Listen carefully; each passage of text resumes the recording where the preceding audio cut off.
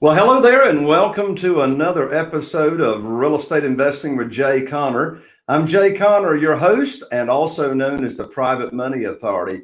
If you're brand new here to listening on iTunes or Google Play, or you may be watching and listening to the live stream right now on one of our YouTube channels or Facebook, and you're new to Real Estate Investing with Jay Conner's show, we talk about all things real estate, how to find deals, how to get them funded, how to sell them fast, how to automate your business so you're actually running your business and it's not running you.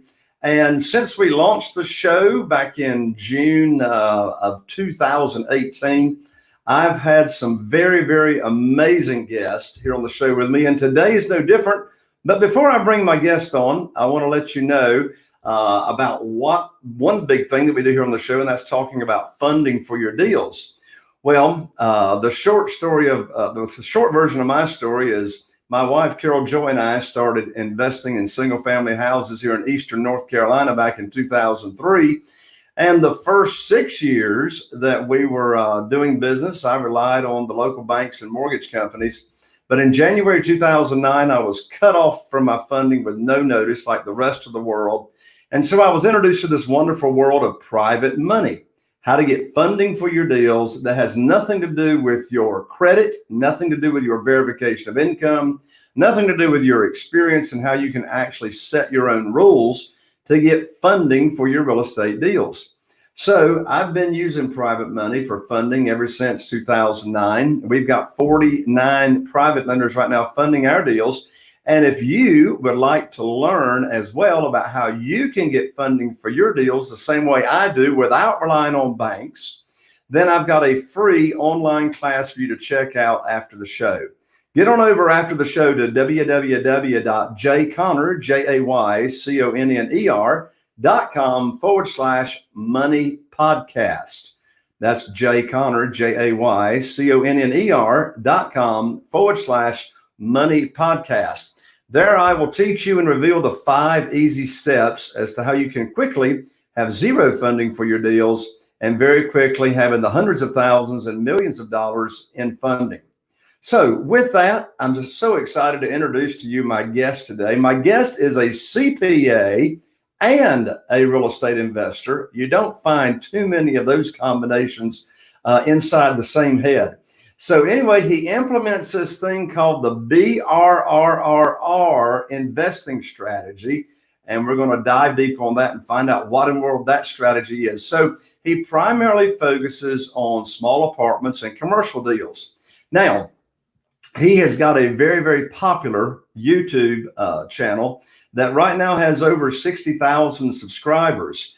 And we're going to tell you here in a moment how to get over to that YouTube channel, and you can check him out. But on his YouTube channel, he teaches you how to analyze multifamily properties and how to maximize your return on investment through strategic innovations and renovations that will allow you to increase your rents, increase your equity, and how to increase very quickly your cash flow in these properties. And on this same YouTube channel, you'll find videos where he's teaching that's ranging from renovating properties, duplexes, triplexes of all sizes, as well as dealing with student rentals, his best practices for buying properties, how to manage your tenants, and your portfolio of properties. So he's also going to show you on his YouTube channel how he structures joint venture deals, how he gets funding for his deals, how he negotiates with banks, refinances properties, and of course, much more. So be sure to subscribe to his channel when we tell you about it here in a moment, and you'll be able to follow him in his pursuit of financial independence and how you can get it also as well. With that, I'm so excited to bring onto the show right now, Mr. Matt McKeever. Hello, Matt, and welcome to the show, my friend. Thanks, Jay. Appreciate the warm introduction. Absolutely. Glad to hear you. So you're up in Canada. Well, whereabouts in Canada?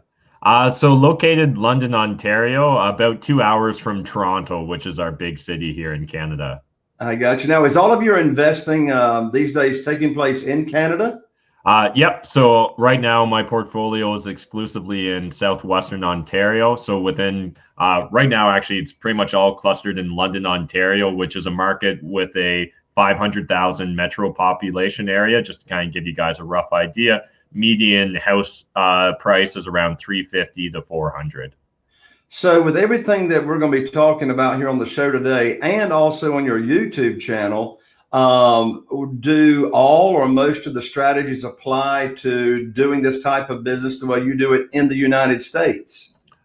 Yeah, absolutely. So if anything, the United States has maybe more friendly investor regulations in most states. So everything we do here in Canada can absolutely be replicated in the States. And in fact, sometimes it's easier because you guys have nifty little tricks like the 1031 exchange, which is completely non-existent here in Canada.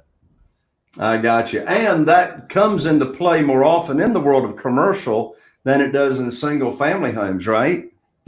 Absolutely. So here in Canada, unfortunately, we don't have that 1031 exchange. We can find a handful of other innovative ways to try and, help us speed up the velocity of our money. But really for myself, when I first joined, like a lot of investors, my biggest thing was I had a limited amount of resources, right? A limited amount of my own money. And like a lot of people, I hadn't discovered private money like yourself. So we're constantly focused on how can I stretch the little bit of money I have to control the most amount of real estate as possible.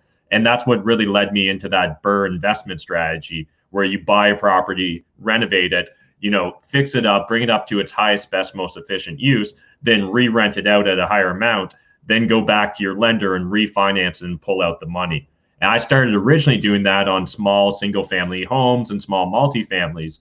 And now I've just graduated to doing the exact same business model, but just with small apartment buildings rather than like a triplex or a fourplex.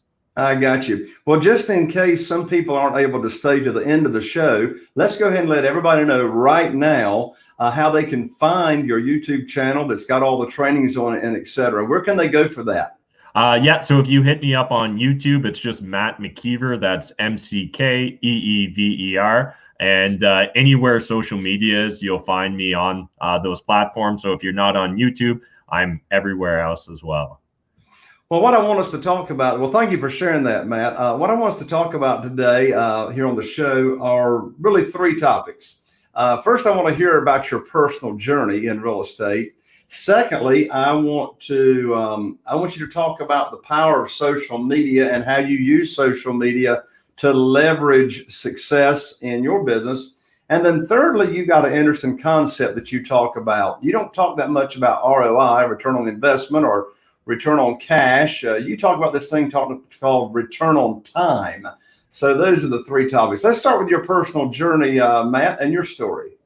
Absolutely. So like a lot of real estate investors, my gateway into real estate investing, the gateway drug, as I like to say it, rich dad, poor dad. That's what really started my entire journey. And in my fourth year at university, I was going through for business. I was going to get my CPA license.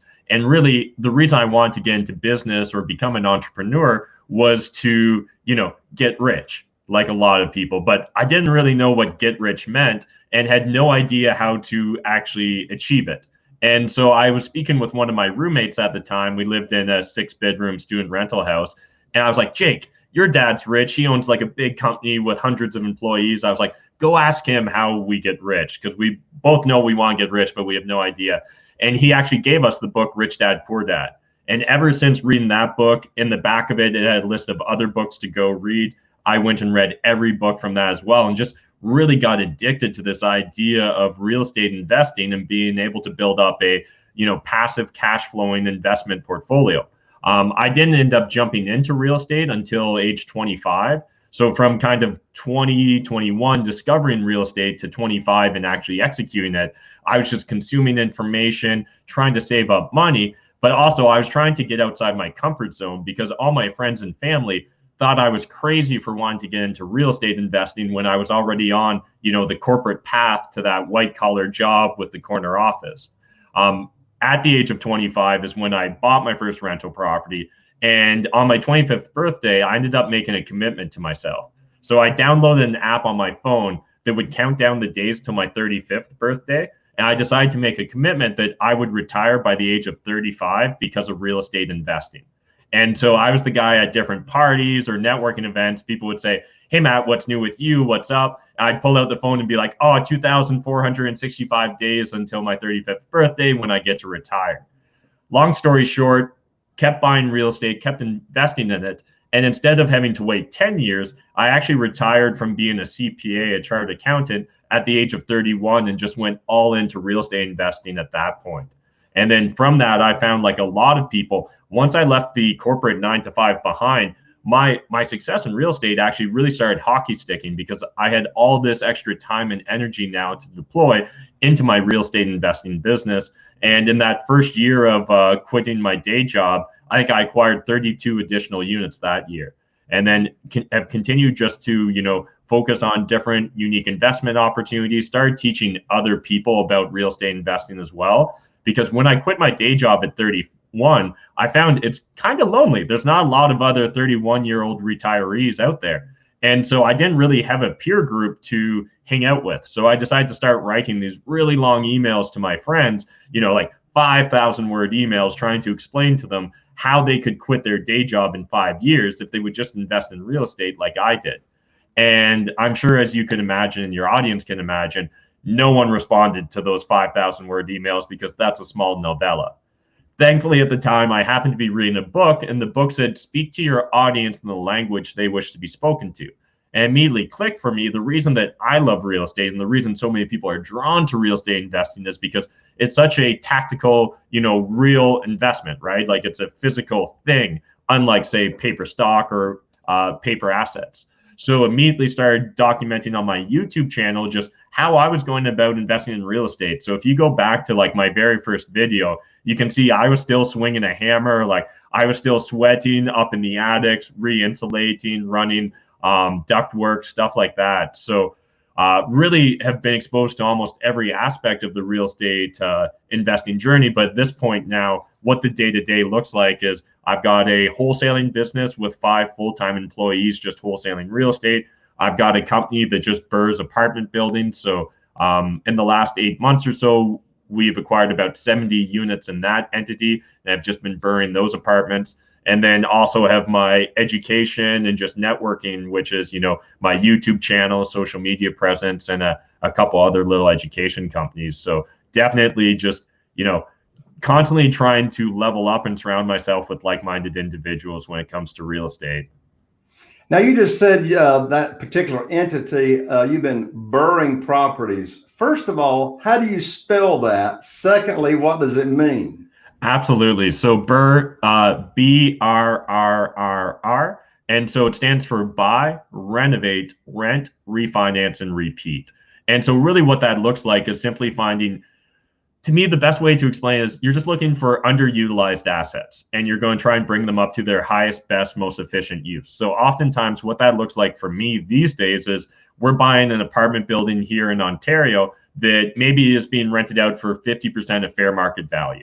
And the landlords owned it for 10, 20 years. They're sitting on a lot of equity and they're no longer motivated to operate it at 100% efficiency or anywhere close to it. They're often approaching retirement age. So we go in there, buy the property, then we implement strategic renovations, which again, unlike, you know, on HGTV, a lot of my YouTube fans would love to see me blowing out walls, you know, doing open concept, this, that, and the other. But most of my renovations are really boring. It's like, let's clean out all the junk, let's paint the property, and maybe we'll put in a new kitchen and bathroom tops. And so really, we're just focused on what creates the highest return on investment from those dollars we're investing into the property. So in my market here in London, Ontario specifically, usually adding dishwasher to a kitchen, that can increase not only the rent we can charge every month, but also in general increases the quality of tenant that we're going to be drawing from, as well as, say, adding laundry. If you can put in-suite laundry, oftentimes in my market, I can charge between $100 and $150 more per month in rent. And yet the cost of actually, you know, installing that laundry, depending upon the layout of the unit, might be $2,500. So a very fast payback period in regards to when we can earn back that initial investment. But because we've increased the rent amounts, now the actual capitalization rate of the property, you know, is going to revalue the property at a higher amount as well if we use the same cap rate.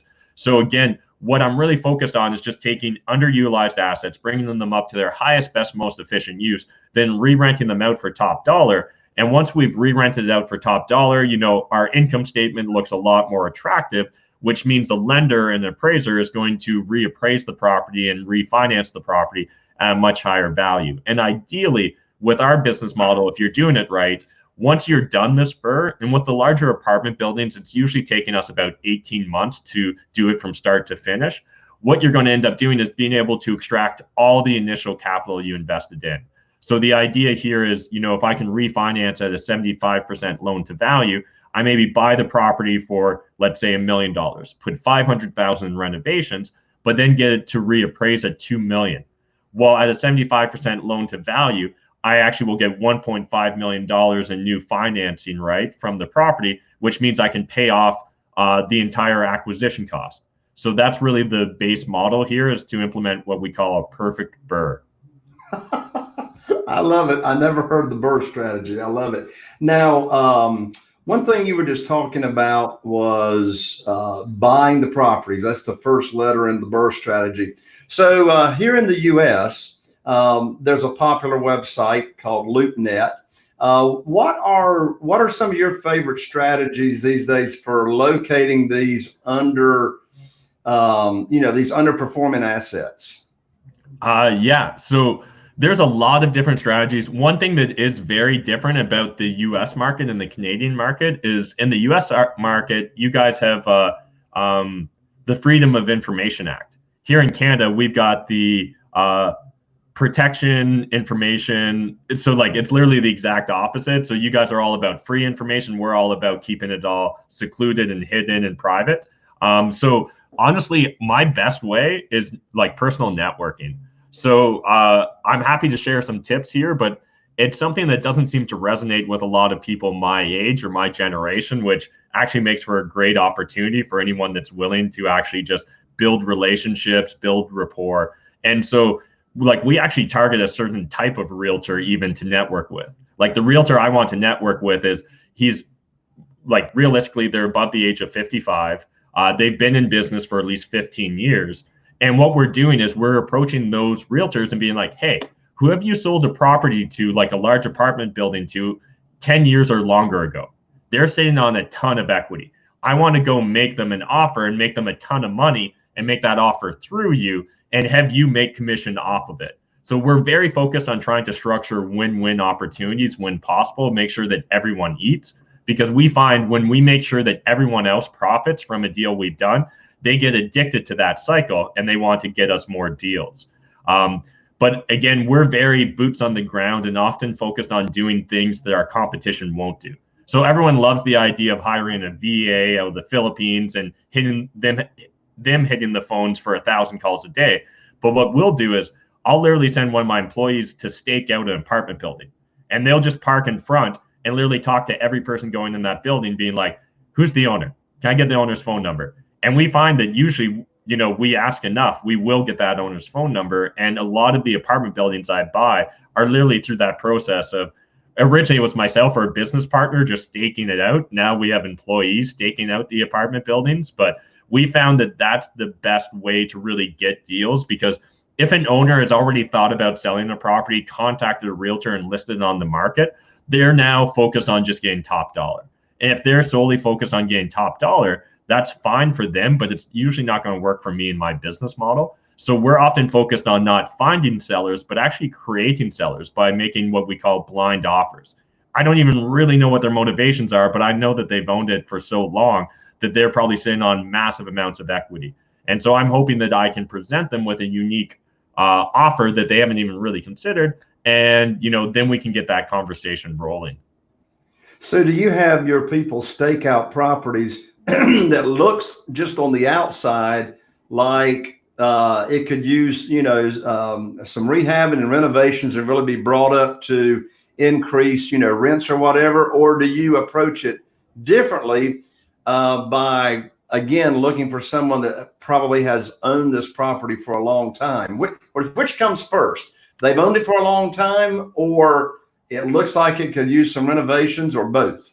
Yeah, we're definitely open to either. In general, the way we're usually going to again, because we don't have easy databases of information, it can be very cumbersome to really figure out who's owned what property for how long on a grand scale. I can definitely look it up individually, but there's no way for me to like print off, a giant data set. So in general, we're more focused on the building first and then doing our research afterwards. So literally what I'll do, and again, nothing fancy here, but I'll go to my local city's zoning map, look at the zoning, look for high density residential, and then I'll go on Google Satellite and look just from the satellite view and find apartments buildings, right? Identify the apartment buildings, then literally go on Google Street View. Sometimes on Google Street View, you can see the property manager sign on the building. So we'll immediately just call the property management firm then.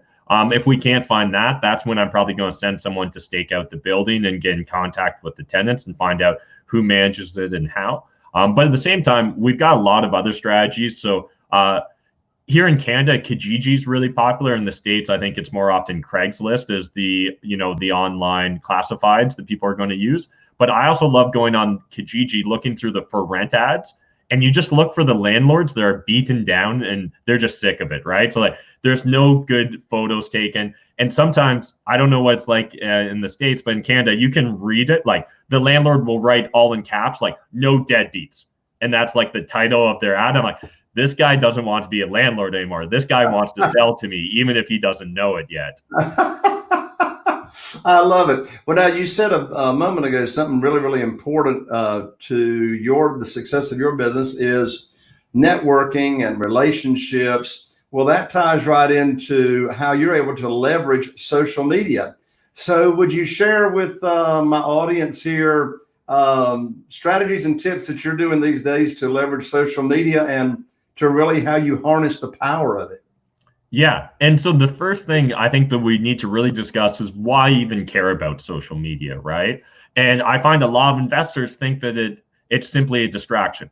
And if you use it as a distraction, it absolutely is. If you use it as a business tool, it absolutely is. So you're right either way. It really just comes down to how you use it. But for me, what's really powerful about social media is having that one-to-many conversation. Before the advent of social media and online networking and things of that nature, realistically, the only one-to-many conversation we could have as real estate investors is going out to your local real estate investment group, right? And you could maybe go, and if you were lucky, you could get up on stage and maybe talk for half an hour, give a little presentation or breakdown about what you're doing. And that group maybe met once a month. So maybe once a year, you could get in their lineup, get up on stage and talk, or you had to become the host of the meetup group in order to have that one-to-many conversation on a recurring basis. Whereas on my YouTube channel, and again, like my YouTube channel isn't massive by YouTube standards, but it's important for what I'm focused on. And what I'm focused on is really talking to my core audience, which is Canadian real estate investors, and then just real estate investors in general. And so even with just like 60,000 subs on my YouTube channel, any given day, I'm averaging 4,000 to 5,000 views on my YouTube channel. The average view on my YouTube channel is about 7 minutes long.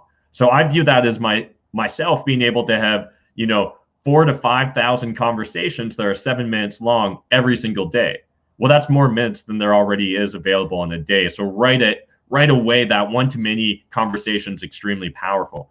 But even more so as real estate investors, it's not like we necessarily have to go viral. You don't need millions of followers or millions of views in order to have a very effective business model. You really just need, like, for a lot of real estate investors, their business would be changed if they had 5 good private money partners, right? Or 5 private money lenders. And you can really build up a relationship with those people through social media. So a lot of people, they decide that they want to lend their money to me before I ever even make an ask. And that's simply because they're able to watch and see my projects. They get to see me interact on interviews or go live on Instagram or Facebook and just have conversations. And they get to build a personal relationship with you. And something that we all need to remind ourselves is people like doing business with people they like. And so if you're not putting yourself out there on social media, if you're not trying to present, your story, your image, your business model, you're not giving anyone even the chance to fall in love with you and your story and want to invest in you or your business. So for me, there's just so much power when it comes to social media. But I know I've just been kind of talking high level, so specifics. If any of your listeners here are brand new to social media, they're intimidated by the idea, they don't have a lot of time to invest into social media, pick one platform and spend at least 80% of your social media efforts on that one platform. Now, if you're a small investor and you're looking just to get a couple money partners, or finding, say, 2 or 3 money partners with 6 figures or more to invest would be a game changer, I personally would focus on LinkedIn. I would literally just write 1 or 2 blog posts a week about my business model. Understand that's never going to go viral. You'll probably be lucky to get more than a couple dozen views, but that's all it takes. All you really want to do is really cultivate a strong relationship with a handful of money lenders. Now, for myself, there's value in the education and email lists and all that stuff. But for a lot of beginner real estate investors, you don't need that. You just need to build a handful of relationships. And still, social media is going to be a faster means to that end than going out to your local real estate investing group. That's awesome. And then to wrap up, Matt, I want us to hang out a few minutes on your view and your take on return on time versus return on instead of ROI, et cetera. So what's your take on return on time and why is that so important? Yeah, it's something that I think a lot of investors are eluded by at the start. And so in general, I kind of view this evolution of real estate investors and their sophistication based upon the metrics they talk about. So CPA by nature, so kind of a numbers nerd and, a ratio nerd to begin with. But in general, when brand new people come to real estate investing, I find they talk about ROI, return on investment. And they're really impressed by the return on investment real estate can generate. Then once they get a little bit more sophisticated, they really start appreciating and understanding leverage. And we hear them talking about things like cash on cash returns. And really then it's about the velocity of their money. Then as people continue to graduate and evolve as investors, maybe they start looking at larger multifamily properties, at which point in time they usually start talking about cap rates or IRR, the internal rate of return. Again, all these metrics are useful, but at the end of the day, what really draws us to real estate investing, in my opinion, is the ability to have a high return on time. And that's what I'm really focused on these days as an investor. And I would encourage anyone else that's in real estate investing to start viewing things through that lens. And so one of the best examples I can give is wholesaling real estate. Here in Canada, it's still a relatively new concept. It's maybe only 5 years old that people have really been doing it to any serious capacity. And so it's got a little bit of a negative stigma still here in Canada. However, if you look at what you can accomplish with, say, wholesaling versus flipping a property, usually the return on time, even if the total profit is lower on that wholesale deal, let's say you could wholesale a deal for $10,000, or you could flip the same property and make $50,000. Well, the bigger question to me is how long does it take to wholesale, assign that piece of paper versus actually flipping it? Well, for the average person here in Canada, assigning it, you're probably going to assign it in 1 to 2 weeks. So your return on time, let's say it took you even a month. Well, your return on time is $10,000 per month. Whereas if we're going to flip the property, well, again, we have to tie up the property. We have to wait for it to close. Then we close on it. Then we have to do our renovations, fix it up. Then we have to put it up for sale. Then we have to sell it. Then we have to wait for it to close. Well, oftentimes, even if you're going to make $50,000, that entire process from start to finish might be 5 or 6 months. Well, at that point in time, you're looking at very similar return on time, but your perception of risk is higher as well, because with the wholesale deal, we make the money before ever even closing on the deal. While we're flipping, there's a speculative piece to it because we don't really know what it's going to sell for until it sells. So for myself and a lot of the people that I'm trying to help level up as real estate investors these days, I really want them to focus on the highest return on time investments. And this is also really important because a lot of us, when we first get started as investors, a lot of us swing the hammers ourselves. We clean out the units ourselves. We paint the units ourselves. But oftentimes, those are the lowest value skills, right? Like you could probably find someone to pay $10, $15, $20 an hour to clean up or paint the unit.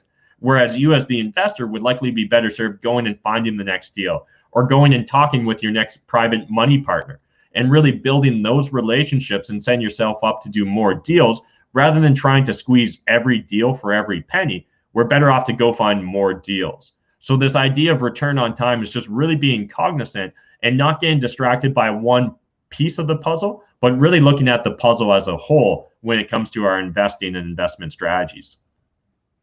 Excellent. Thank you, Matt. Well, folks, go ahead and check out and subscribe to Matt's YouTube channel at YouTube /Matt McKeever. And that's MattMcKeever. Matt, thank you so much for coming on the show today. I really enjoyed having you. Thanks, Jay. Really appreciate it. All right.